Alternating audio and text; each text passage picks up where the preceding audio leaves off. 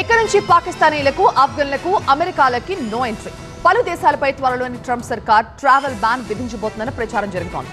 పాక్, ఆఫ్ఘన్ల పేర్లు బయటకొచ్చాయి. మరి ఈ ట్రావెల్ బ్యాన్ లిస్ట్ లో మిగతా దేశాలేంటి?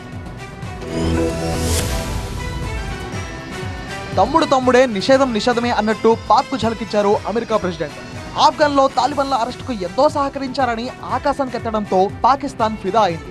కానీ ఆ ఆనందం ఎంతోసేపు నిలవకుండా ఖతర్నాక్ షాక్ ఇచ్చారు ట్రంప్.